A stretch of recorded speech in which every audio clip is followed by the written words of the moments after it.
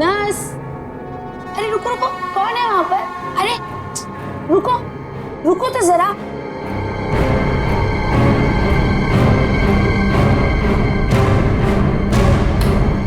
Nurse, nurse कहाँ चली गई है?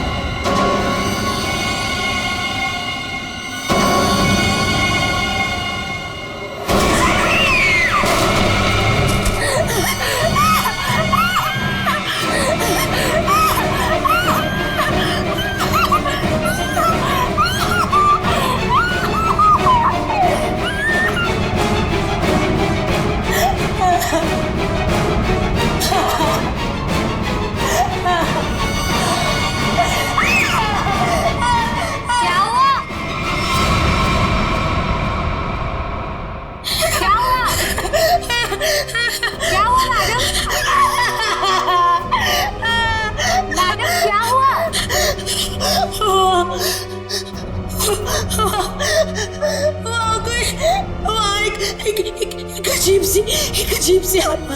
हाँ, कोई नहीं है मैडम। इस फ्लोर पे आपके अलावा और कोई नहीं है। एक अजीब सी औरत। रुकिए, मैं देकर आती हूँ। मैं देकर आती हूँ।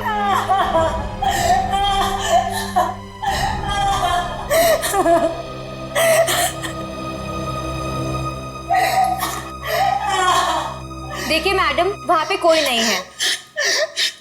इस फ्लोर पे आपके अलावा और कोई नहीं है। मैंने उसे देखा। मैं सच बोल रही हूँ। एक अजीब सी आत्मा। मुझे यहाँ से शिफ्ट करो। मैं यहाँ नहीं रहूंगी। मैडम देखिए, आपको पहले ही बताया जा चुका है, हॉस्पिटल में इस बेड के अलावा और कोई बेड अवेलेबल नहीं है। वो मुझे मार डालेगी। वो मुझे मार डालेगी। ठीक है मैडम, मैं देकर आ रही हूँ। मुझे नहीं मारना है।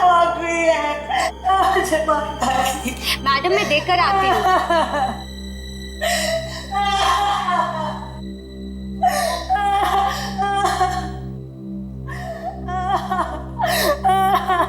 कौन है?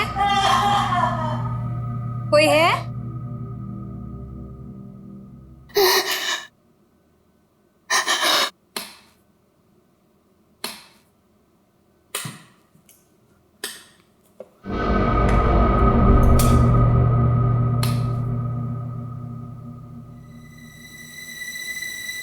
कहाँ गई वो? भागो भागो भागो भागो भागो।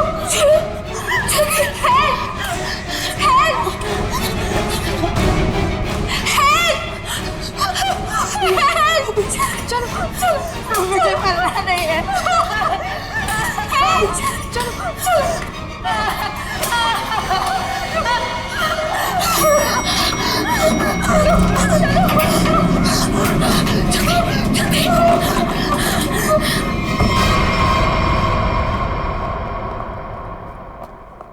अरे हटिए हटिए आप लोग। अरे सीमा, क्या हुआ?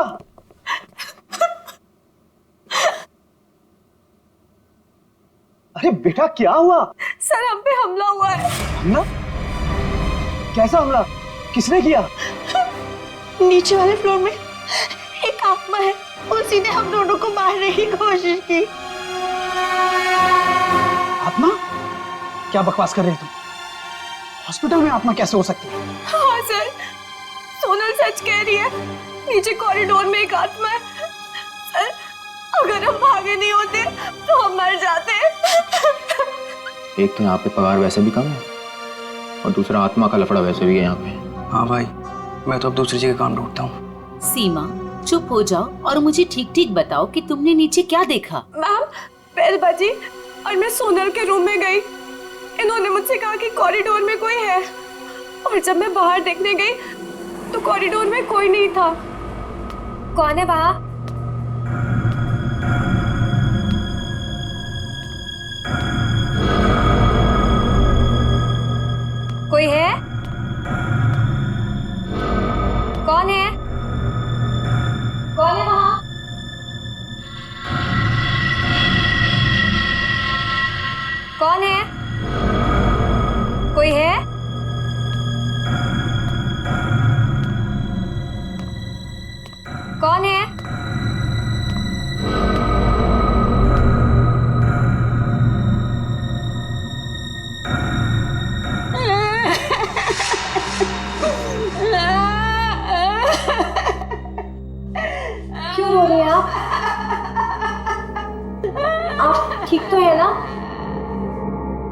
सुनिए, आप ठीक तो हैं? कोई मदद चाहिए आपको?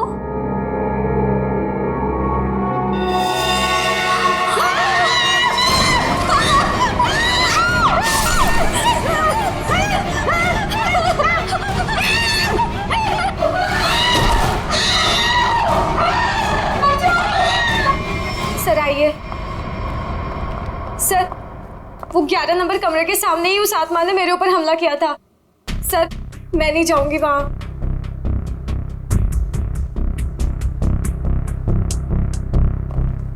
साहब, हमें इन आत्माओं से नहीं उलझना चाहिए। रुक जाइए साहब। तो मैंने भी सुना है कि इस हॉस्पिटल में ना आत्मा बसती सर। साहब रुक जाइए। सर प्लीज, सर मुझे लगता है हमें अंदर नहीं जाना चाहिए सर। कुछ नहीं होगा समीरा। सर,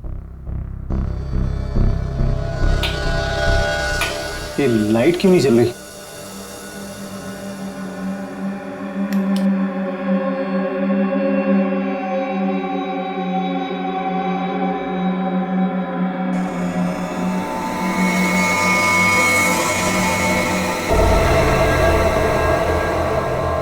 लगता बेड पे कोई है। सर प्लीज मत जाइए। Sir please. साहब, सर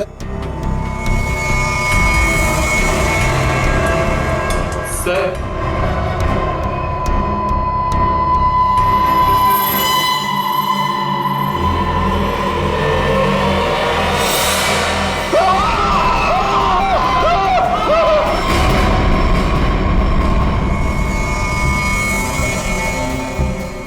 माय गॉड, कितनी बुरी तरह से खरोंचा है इसके चेहरे को। गले की नस भी कटी है।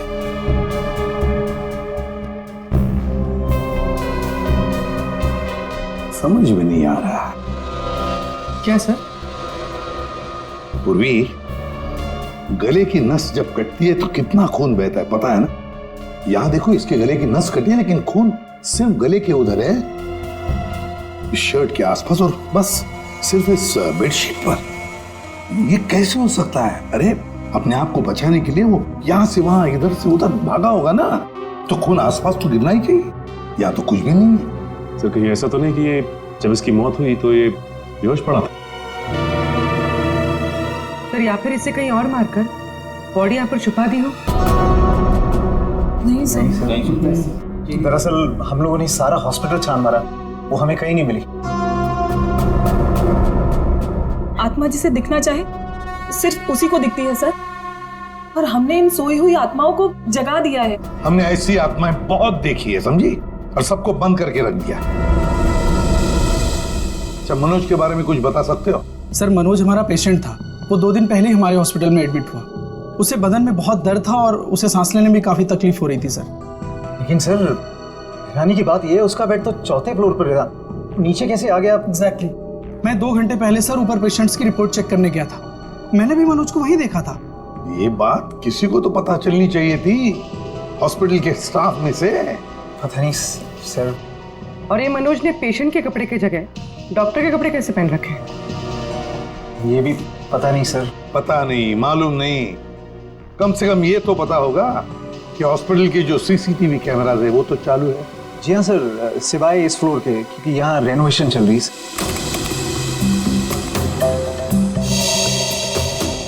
सर, ये है मनोज का रूम, कॉरिडोर का आखिरी कमरा, रूम नंबर 404। अच्छा,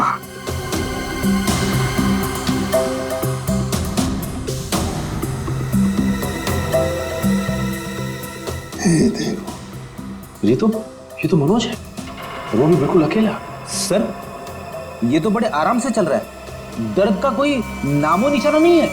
पता चला पूर्वी, इसने ये डॉक्टर के कपड़े क्यों पहने रखे? ताकि किसी को पता ना चले कि ये एक पेशेंट है।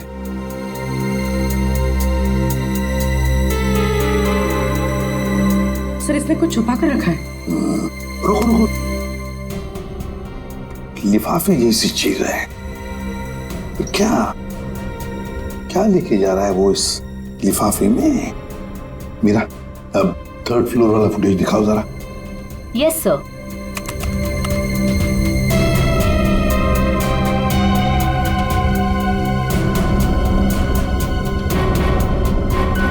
सर वो लिफाफा इसके हाथ में अभी है ही नहीं।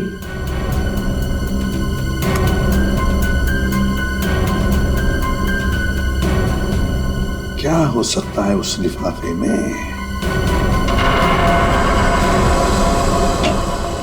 क्या हुआ सालुंखे?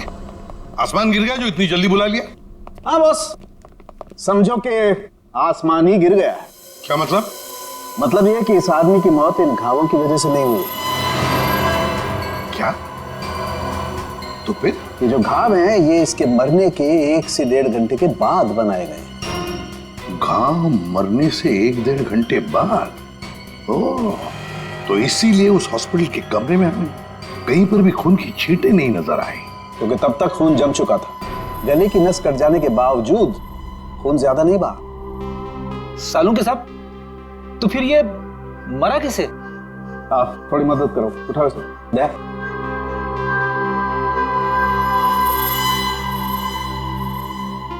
बस ये देखो, इंजेक्शन का मार्क। मतलब पहले इसे जहर देके मारा गया और फिर किसी नुकीली चीज से ये घाव बनाया गया, ताकि ऐसा लगे कि इसकी मौत किसी आत्मा की वजह से हुई है। बिल्कुल। अच्छा सालुंखे साहब, इसे मारने के लिए किस तरह का जहर दिया गया था? सचिन, थोड़े टेस्ट अभी बाकी हैं, जल्दी पता लगेगा। Sir 1 minute. क्या हुआ? सर इस पैंट की सिलाई के अंदर कुछ छिपा हुआ है, यहाँ पे। हाँ, कुछ तो है बहुत सुंदर।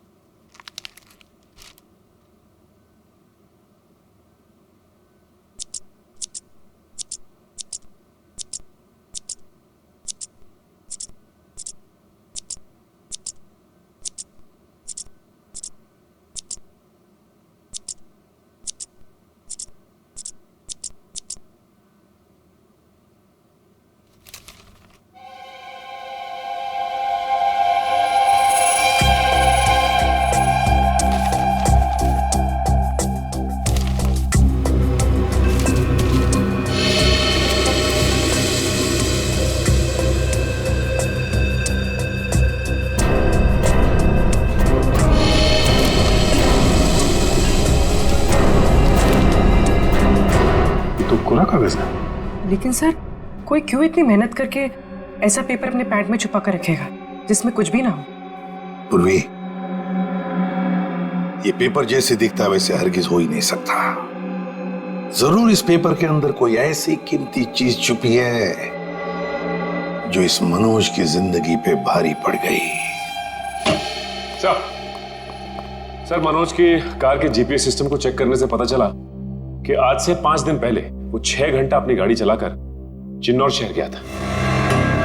तो जो इंसान बदन दर्द की वजह से ठीक से चल फिर नहीं पा रहा हो, वो 6 घंटे तक गाड़ी चलाकर शहर से इतनी दूर क्यों जाएगा? सर मुझे तो लगता है मनोज झूठ बोल रहा था। उसे कोई बीमारी थी नहीं। लेकिन फ्रेडी, हॉस्पिटल कोई घूमने फिरने की आराम करने की जगह तो है नहीं कि ऐसे कोई जाके वहां पे भर्ती हो जाए। तो जरूर किसी मकसद से ही भर्ती हो गया हॉस्पिटल में। सर इस 1 नंबर पर मनोज ने पिछले 15 दिनों में 50 से भी ज्यादा बार कॉल किया। अच्छा, किसका नंबर है ये? सर ये नंबर चिन्नूर में रहने वाली किसी नेहा का है। चिन्नूर? नेहा? तो फिर जरूर ये मनोज नेहा से मिलने गया होगा चिन्नूर में। हम भी मिल लेते हैं नेहा को। 1 मिनट सर। नेहा का मोबाइल यहीं कहीं आसपास दिखा रहा है।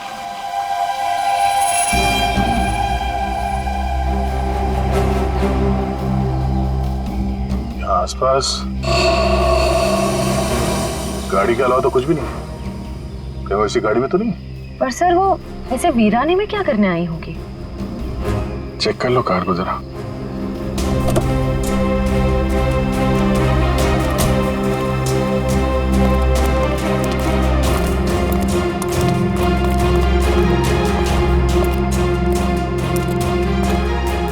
सर गाड़ी में तो कोई नहीं है। ए, हाथ ऊपर करो। चला के करने की कोशिश की ना तो खोपड़ी उड़ा दूंगी। गन नीचे। कौन हो आप लोग? हम लोग सीआईडी से हैं। गन लेके क्या कर रही थी यहाँ पे? मैं किसी का इंतजार कर रही थी और ये मेरी लाइसेंस वाली गन है। मेरा काम ही कुछ ऐसा है कि मुझे कभी भी जरूरत पड़ सकती है इसकी। क्यों? ऐसा क्या काम करती हो कि तुम्हें गन की जरूरत पड़ती है? हा? प्राइवेट डिटेक्टिव हूँ मैं। Private detective? जी हाँ। किसी मनोज नाम के आदमी को जानती हो तुम? मनोज? क्लाइंट है वो मेरा। है नहीं, था। अब वो मर चुका है। मर चुका है? ओह माय गॉड, कैसे?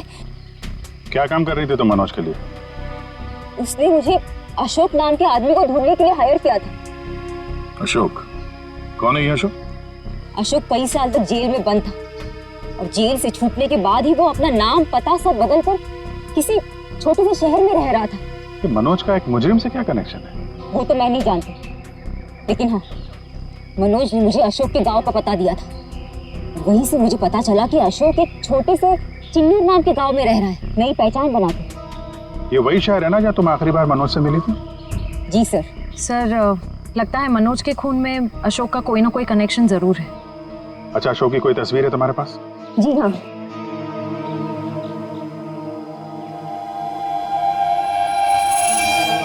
मनोज के मर्डर केस में हमें इसकी तलाश है। एक बार तुम इसे ढूंढ चुकी हो, इसे ढूंढने में हमारी मदद करोगे तुम? बिल्कुल सर, सीआईडी की हेल्प करने में मुझे बहुत खुशी होगी। 32 मिखिलेश के, 33 सुभद्रा डी, 34 सुपेश सी, ठीक है, 35 मानव डी। क्या जिंदगी है यार, मुर्दों के साथ रात गुजारनी पड़ती है। अरे ये 37 नंबर कहाँ गया? कहाँ चला गया यार? लाश है। हो सकता है कोई रिश्तेदार लेकर गया हो। कोई रिश्तेदार लेके गया हो तो कम से कम इसमें एंट्री तो होती रजिस्टर में। मुझे लगता है हमें किसी को बताना चाहिए। इस जगह में कुछ तो है, इस हॉस्पिटल में कुछ है। अरे ये क्या हो रहा है? अब ये क्या होने लग गया? रोहन भाग, मेरी बात मान, भाग यहाँ से। आजा, भाग जा।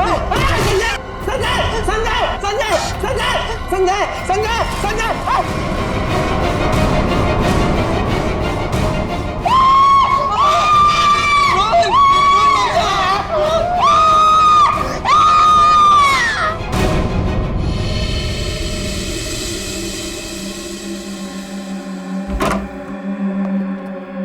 साहब, हाँ, पहले बॉडी नंबर 37 गायब हुई। उसके बाद में साहब ये वाली अचानक से उठी और इससे रोहन का हाथ पकड़ लिया साहब। मैं बहुत डर गया था साहब, इसलिए हम भाग गया।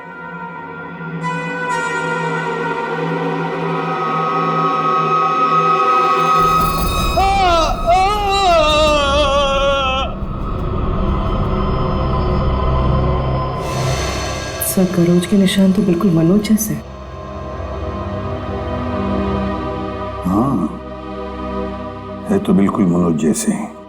सचिन, उठाओ इसे जरा देखते हैं, इसे भी इंजेक्शन दिया है क्या? इंजेक्शन का तो कोई निशान नहीं है। रख दो, संभाल के। सर, मनोज और रोहन दोनों की मौत हॉस्पिटल में हुई है। जरूर इनका आपस में कुछ ना कुछ लेना देना जरूर होगा। हाँ, हो सकता है। सर, ये क्या हो रहा है सर? मेरे हॉस्पिटल में ये दूसरा मर्डर है सर। हॉस्पिटल के मरीज सारे घबराए हुए हैं सर। बस, हम यहाँ बिल्कुल भी सुरक्षित नहीं है।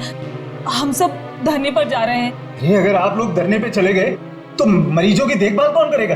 आखिर उनकी जान की जिम्मेदारी किसकी है? तो हमारी भी तो जान की कीमत है ना सर। बट ऐसे धरने पे जाके इससे क्या फायदा मिलेगा आपको? हम लोग आपके साथ हैं और हमें आपके साथ की जरूरत है। सर, कुछ कीजिए वरना मेरा हॉस्पिटल बंद हो जाएगा सर। सर, आप रेडी? ये देखिए सर, हमें रोहन के लॉकर में से क्या मिला है। ये सारा पैसा लॉकर में पीछे की तरफ छुपा के रखा हुआ था। इतना सारा पैसा एक वार्ड बॉय के पास? कमाल है।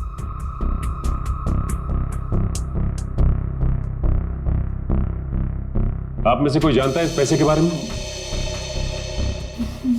नहीं सर, हमें कुछ नहीं पता। किसी को भी नहीं पता? नहीं सर। सर ये रोहन जरूर किसी गलत काम में इन्वॉल्व होगा और शायद इसी वजह से इसकी मौत हुई हो। हाँ, हो सकता है।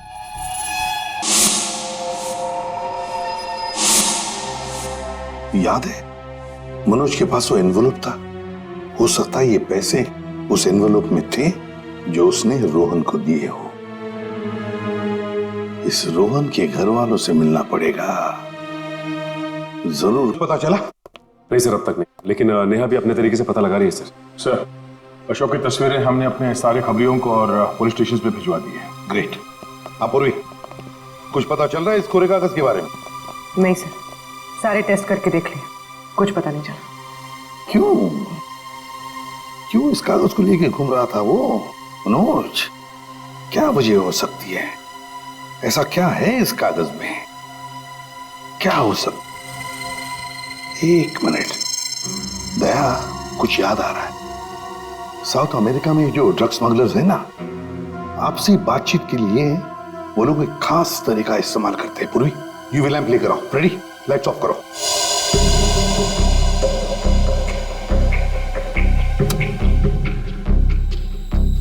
सर,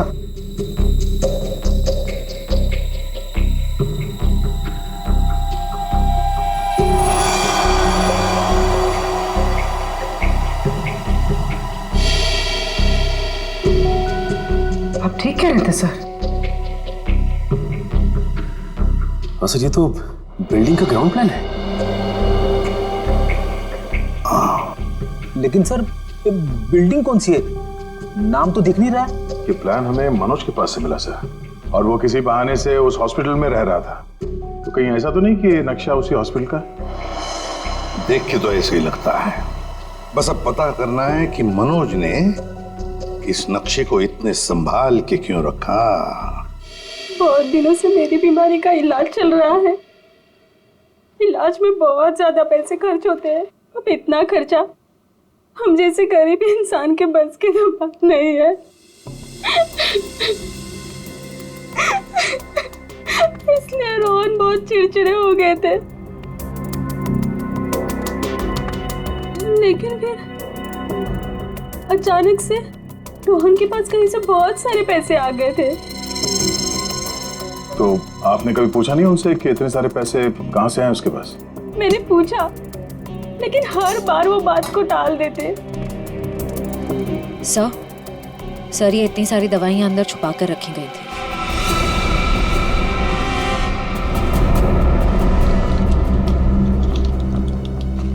ये तो बहुत महंगी दवाइयां। कहीं ये रोहन हॉस्पिटल से दवाइयां चुरा कर बाहर बेच तो नहीं रहा था? रोहन का कोई दोस्त या जान पहचान वाले आदमी को जानती हैं आप, जो रोहन के साथ इस धंधे में शामिल था? नहीं सर। हाँ, एक रात उन्हें जब लगा कि मैं सो रही थी तो वो बाहर किसी से मिलने गए थे। कौन था आदमी? बाहर बहुत अंधेरा था, मैं नहीं देख पाई। लेकिन ना, रोहन उन्हें बार बार सर कह के पुकार रहे थे। सर? कुछ और कुछ याद आता है उस आदमी के बारे में? कोई भी बात? वो आदमी ना लंगड़ा के चल रहा था। लंगड़ा के चल रहा था? रोहन उस आदमी को सर बुला रहा था। इसका मतलब वो रोहन का कोई सीनियर होगा हॉस्पिटल में।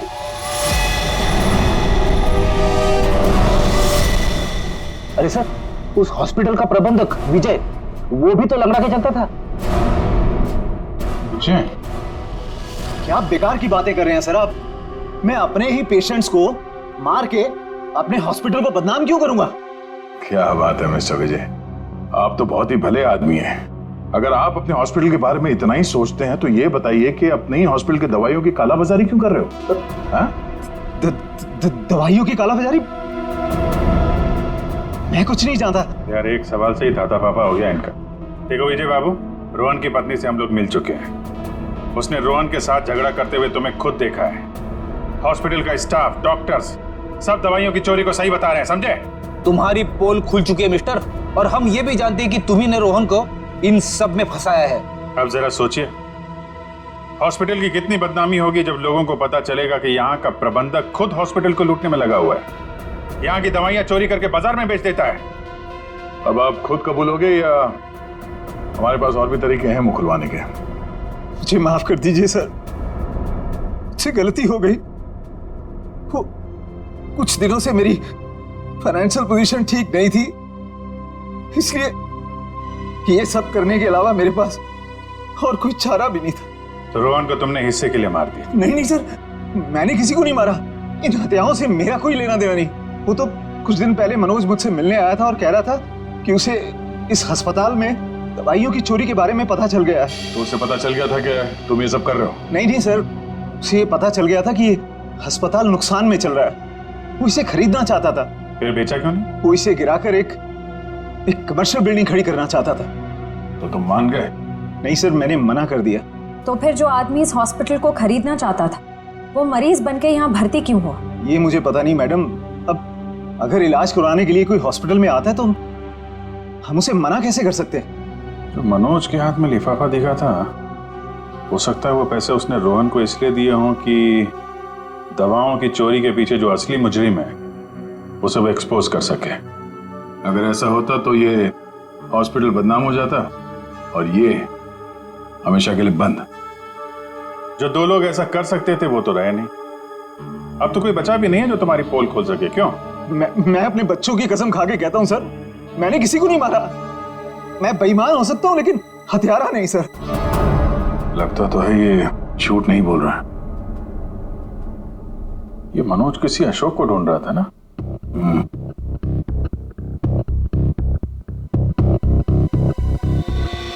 इस आदमी को पहचानते हो?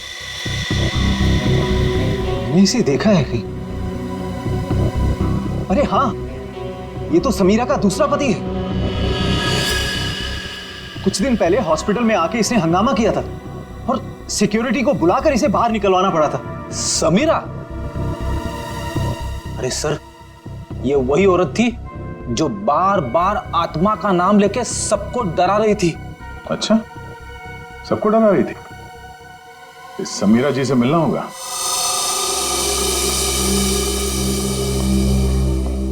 एक्सक्यूज मी, ये समीरा किधर है? वहां पर। ठीक है, बोलो। समीरा? हाँ? ये अशोक कहाँ मिलेगा? मुझे नहीं पता। जब से उस सरफिरा आदमी ने यहाँ कर हंगामा किया है मैंने उससे बात नहीं की है। तुम्हारा पति है ना? हाँ, तो जब से मुझे पता चला कि वो एक अपराधी है मैंने उसे छोड़ दिया। हम लोग अशोक को ढूंढ रहे हैं और पता नहीं वो कहाँ जाके छुप के बैठा है। आप हमें इसके बारे में कुछ बता सकती हैं? ऐसा कुछ जो हम उसके बारे में नहीं जानते। हॉस्पिटल में जब मैं इंटर्न थी तब उसका व्यवहार कुछ और था और शादी के। क्या मतलब? अशोक यहाँ काम करता था? यहाँ नहीं, इससे पहले यहाँ एक और हॉस्पिटल हुआ करता था जो जलकर राख हो गया। हम दोनों वहाँ काम किया करते थे। समीरा, ये मनोज अशोक को ढूंढ रहा था, तो क्या मनोज ने कभी तुमसे मिलने की कोशिश की? अशोक और मनोज अच्छे दोस्त हुआ करते थे। एक दिन मनोज अशोक को ढूंढता हुआ मेरे पास आया और कहने लगा कि उसका कुछ सामान उसके यहाँ पड़ा हुआ है जो मैं आकर ले लूं। जब मैंने मना किया मुझ पे गुस्सा हो गया और कहने लगा अशोक ने जेल जाने से पहले किसी केटू के बारे में बताया था। ये केटू क्या है? मुझे नहीं पता। केटू कहीं सुना है। अरे हाँ, वो कुछ साल पहले वो जेडी ज्वेलर्स के यहाँ हीरो की चोरी हुई थी ना, बहुत सुर्खियों में थी खबर।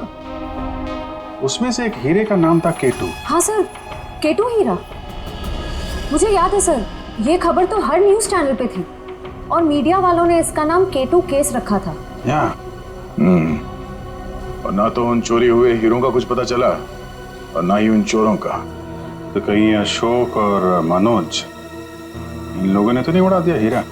हो सकता है अशोक ने चोरी के हीरे कहीं छुपा के रख दिए होंगे और उसके बाद किसी और केस में पकड़ा गया होगा और मनोज को वो हीरे नहीं मिले। और वो जो मनोज के पास से जो नक्शा मिला था ना, वो जरूर इस पुराने हॉस्पिटल का ही होगा। और सर, इसीलिए हमें इसका कोई रिकॉर्ड नहीं मिला क्योंकि अब वो हॉस्पिटल है ही नहीं।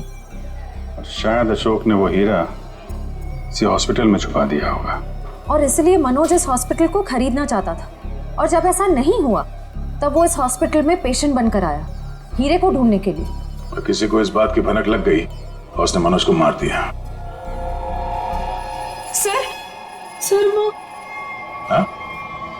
आत्मा, वो आत्मा इधर वहाँ आत्मा से भी मिल लेता।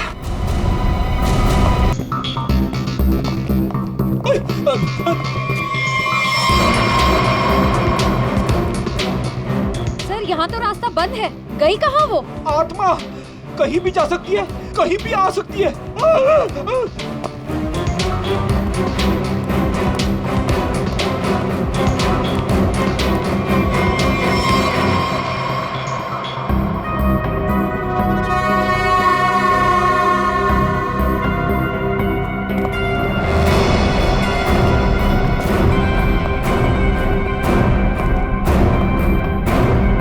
सर यहाँ तो कोई नहीं है, वापस चलें? आई तो यहीं पे है, ढूंढो।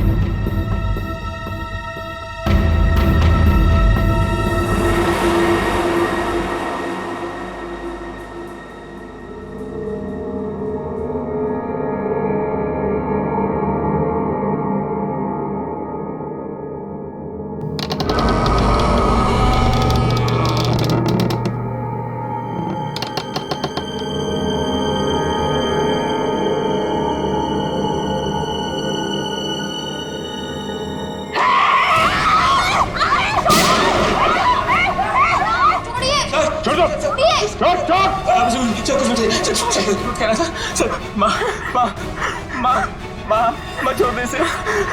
माँ तू मेरी प्यारी माँ है ना। माँ तू मेरी प्यारी माँ है तू। मेरी माँ को छोड़, माँ छोड़ दे, माँ छोड़ दे माँ। माँ प्लीज, सर माँ प्लीज प्लीज बैठा, प्लीज बैठा, प्यारी माँ है, प्लीज बैठना।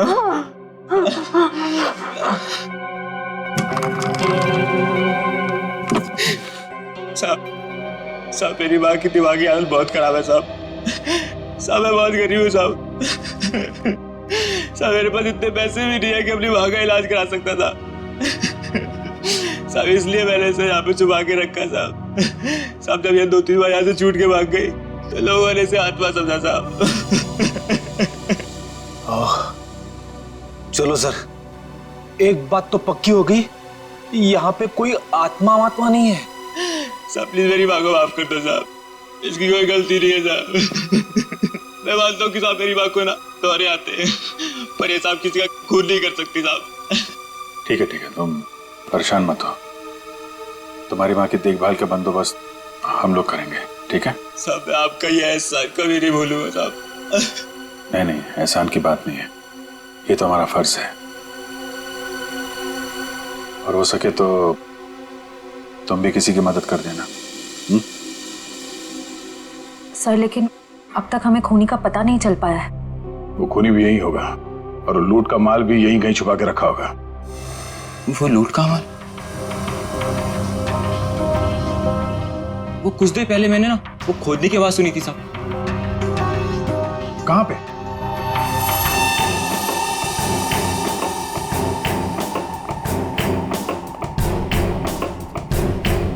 ताला लगा है।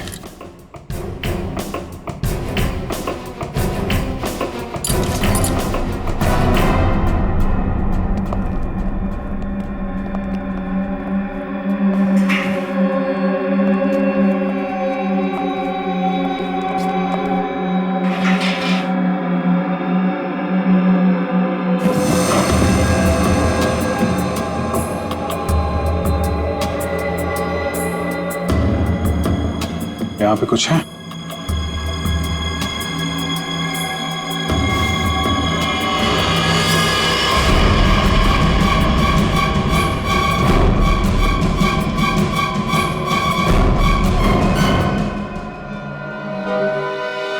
लूट का माल ले गए, हथियार छोड़ गए, लेकिन खूनी को ढूंढेंगे कैसे? ये हॉस्पिटल में गड़ा हुआ चोरी का माल मनोज के बजाय कोई और ही ले उड़ा। लेकिन सर कैसे? क्योंकि सिर्फ अशोक ही जानता था कि लूट का माल कहां पे गाड़ के रखा गया है। ये मनोज भी जानता था सर, लेकिन वो उन लोगों में से था जो अकेले ही खाना चाहता है। मनोज तो मर गया, बचा अशोक। वही बता सकता है ये तीसरा आदमी कौन है। सर कहीं वो अशोक की पहली पत्नी समीरा तो नहीं? या फिर विजय भी हो सकता है। सर नेहा से मेरी अभी भी बात हुई सर। उसने बताया कि अशोक ने डॉक्टर अर्जुन से फोन पे कई बार बात की और इस बात को भी कई महीने बीत गए सर। डॉक्टर अर्जुन एक साइकियाट्रिस्ट है जिसके खुद के क्लिनिक थे। जब ये अशोक जेल से बाहर आया था तो उसे दिमागी बीमारी हो गई थी। लोग कहते कि वो घंटों अकेले में बड़बड़ाता रहता था। और हाँ सर, अशोक ने अपना ट्रीटमेंट भी करवाया था डॉक्टर अर्जुन से। हाल फिलहाल में डॉक्टर अर्जुन ने हॉस्पिटल की नौकरी ज्वाइन की थी, वो भी जनरल मेडिसिन में। तो फिर दया जरूर इस साइकेट्रिक ट्रीटमेंट के दौरान अशोक ने डॉक्टर अर्जुन को वो लूट के माल के बारे में बताया होगा। हाँ सर, और इसीलिए लूट के माल पे हाथ साफ करने के इरादे से डॉक्टर अर्जुन ने हॉस्पिटल की नौकरी की। एग्जैक्टली दया, ये डॉक्टर अर्जुन ही हमारा मोहरा है।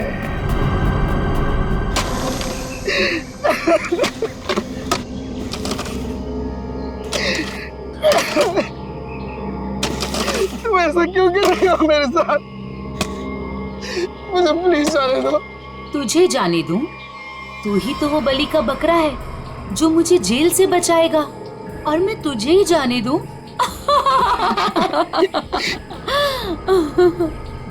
मुझे मत मारो, मेरे छोटे छोटे बच्चे हैं। सॉरी, तुझे तो मरना ही पड़ेगा, और मरने के बाद जब तू किसी को नहीं मिलेगा ना, तो सबको यही लगेगा कि मैंने नहीं, तूने मारा है रोहन और मनोज को, और हीरे लेके फरार हो गया है।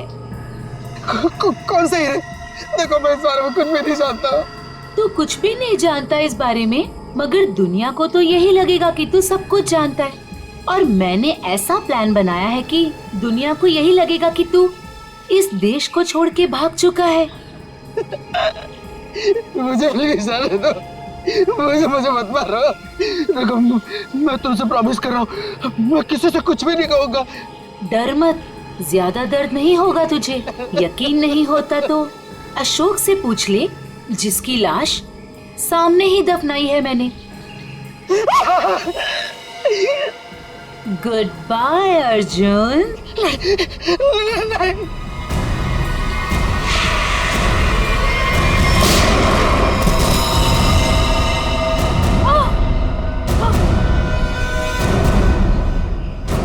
सीआईडी?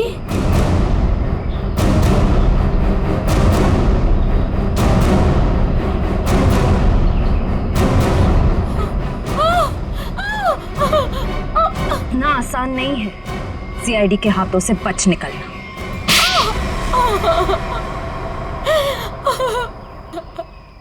तुम्हें अशोक ने चुराए हुए हीरों के बारे में पता कैसे चला?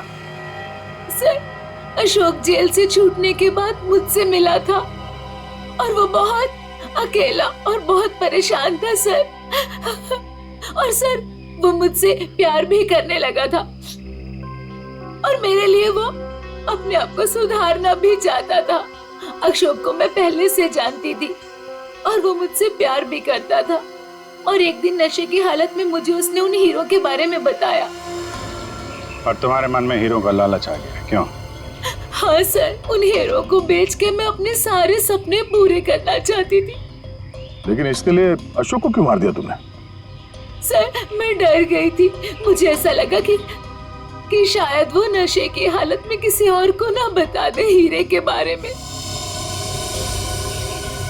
और इसके लिए तुमने रघु की बीमार माँ का फायदा उठाया। लोगों को लगा कि ये सारे खून उस आत्मा ने किए।